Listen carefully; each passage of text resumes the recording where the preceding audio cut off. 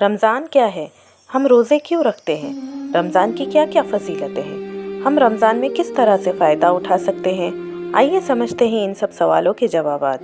سورہ بقرہ کی آیت نمبر 183 میں اللہ تعالیٰ نے ارشاد فرمایا ہے، اے مومنو، تم پر روزے فرض کر دیے گئے ہیں جس طرح تم سے پہلے لوگوں پر فرض کیے گئے تھے، تاکہ تمہارے اندر تقوی آ جائے۔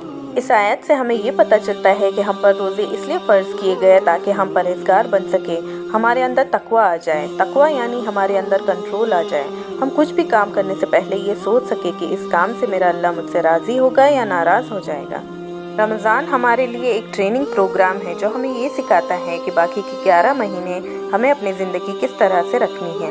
اللہ تعالیٰ نے ہمیں یہ سمجھایا ہے کہ ہم اگر اللہ کو راضی کرنے کے واسطے 1 مہینے کے لیے حلال سے بھی رک سکتے ہیں تو 11 مہینوں میں حرام سے کیوں نہیں۔ تقویٰ کا تعلق دل سے ہوتا ہے۔ تقویٰ ایک بہت بڑا چینج ہے جو دل کی دنیا بدل دیتا ہے۔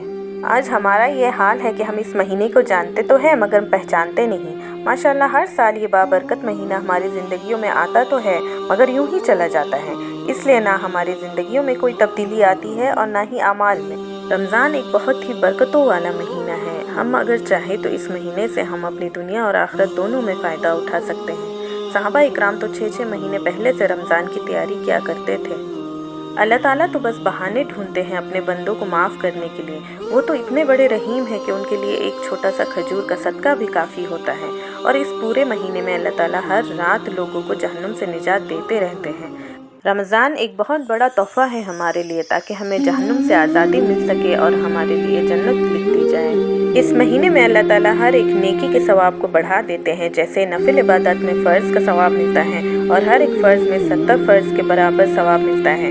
صدقہ، ذکر، صلہ رحمی کے ثواب کو بھی بڑھا دیا جاتا ہے، یہاں تک کہ اس مہینے کے کیے گئے عمرے میں بھی حج کا ثواب ملتا ہے۔ رمضان کا ایک ایک سیکنڈ بھی بہت قیمتی ہے۔ یہ مہینہ اللہ سے مانگنے کا ہے، اللہ سے لینے کا ہے۔ اللہ تعالیٰ فرماتے ہیں، روزہ صرف میرے لیے ہے اور اس کا اجر صرف میں ہی دوں گا۔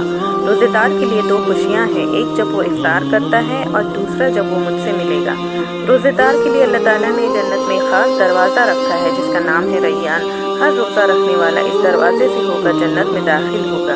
ایک اور بڑی اہم بات یہ ہے کہ رمضان کا مہینہ قرآن کا مہینہ ہے۔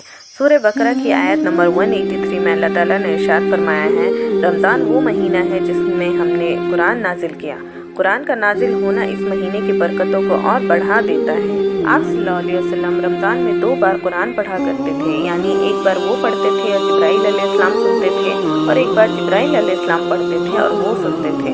اور ان کے وفات کے آخری سال میں بھی آپ صلی اللہ علیہ وسلم نے 2 مرتبہ جبرائیل علیہ السلام کو قرآن سنایا تھا۔ قیامت کے روز روزہ اور قرآن ہمارے لیے سفارش کریں گے۔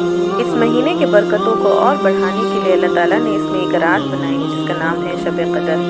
ایک دفعہ آپ صلی اللہ علیہ وسلم نے صحابہ اکرام کو بلایا اور کہا، تم پر ایک ایسا مہینہ آنے والا ہے جس میں ایک رات ہے جو 1000 مہینوں سے افضل ہے، ہر اعتبار سے بہت ہی بہتر رات ہے، بڑی رحمتوں، برکتوں اور فضیلتوں والی رات ہے۔